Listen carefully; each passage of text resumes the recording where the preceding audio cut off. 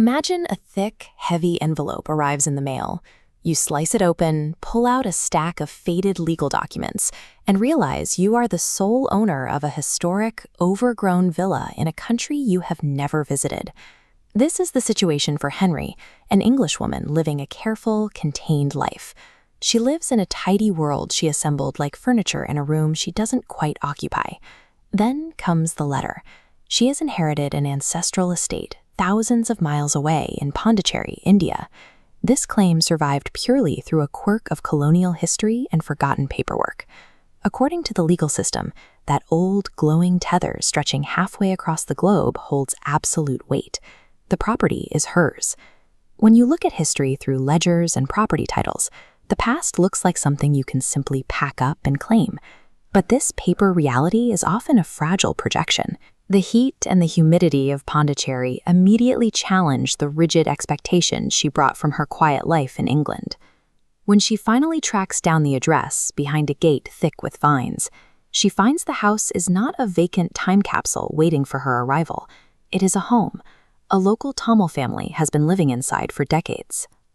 While Henry's family back in England lost touch with the building, these residents were patching the plaster, sweeping the courtyards, and maintaining the grounds. A century-old signature on a faded document has now collided with 50 years of physical presence and lived experience. Pondicherry is a unique geographic anomaly. This is a city where French architecture merged with Tamil culture, creating a space where the sea breeze carries 3 languages at once, and belonging is a negotiated thing. Henry's grandfather built this house as a declaration of dominance. In an environment that felt fluid and foreign, he used the estate as a physical anchor to secure the British imperial presence. But the tide of history receded. When empires eventually collapsed and the original colonial builders abandoned their physical anchors, the world changed its shape. The British left India and the French left Pondicherry in 1954. They left their buildings behind like empty vessels. Over time, these structures were absorbed back into the true, enduring fabric of the city. Henry meets with a local lawyer to discuss the technicalities of enforcing her title.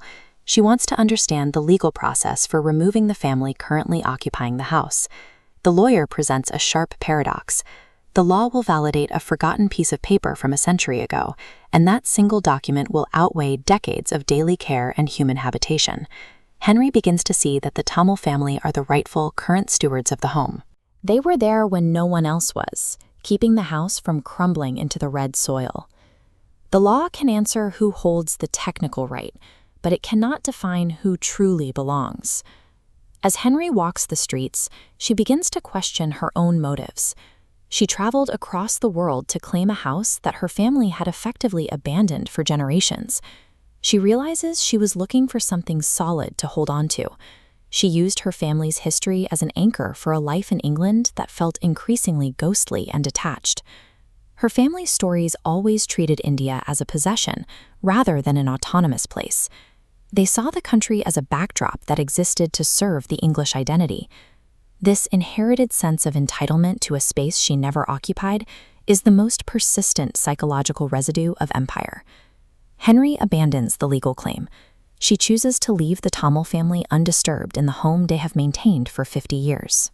The decision feels like the first honest act she has performed in years. She recognizes that the house was only ever borrowed against a colonial debt that could never be repaid in full. She makes a final legal arrangement that treats the house as a shared inheritance.